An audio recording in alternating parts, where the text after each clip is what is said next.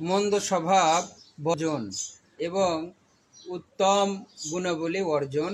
আজকে আমরা 9 নম্বর পর্ব আলোচনা করব। তাসলিম, আত্মসমর্পণ বা মাথা পেতে নেওয়া। আল্লাহ বলেন, ইন্না সলাতি ওয়া নুসুকি ওয়া মাহইয়ায়া ওয়া মামাতি লিল্লাহি রাব্বিল আলামিন। আমার নামাজ, আমার কুরবানি, আমার জীবন, আমার মরণ একমাত্র আল্লাহ রাব্বুল আলামিনের জন্য। সূরা আনআম 161 নম্বর আয়াত।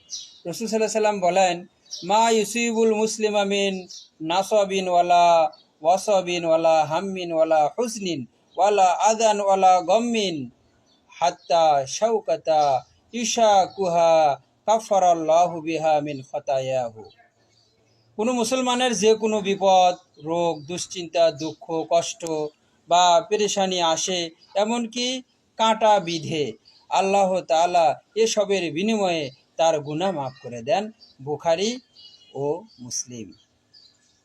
তাসলিমের মর্ম, মানুষ তার সাধ্য অনুযায়ী চেষ্টা এবং পদক্ষেপ গ্রহণ করবে।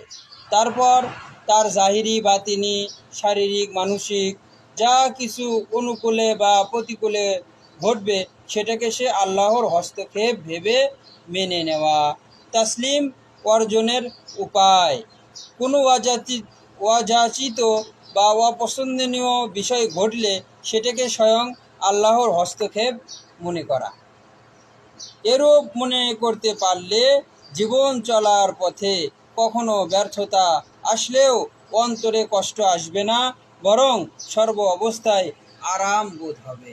আর এই তাসলিম অর্জন করার জন্য কোনো মাসাদিকিন, যারা আল্লাহওয়ালা বান্দা আছে, তাদের সাথে সম্পর্ক করতে হবে।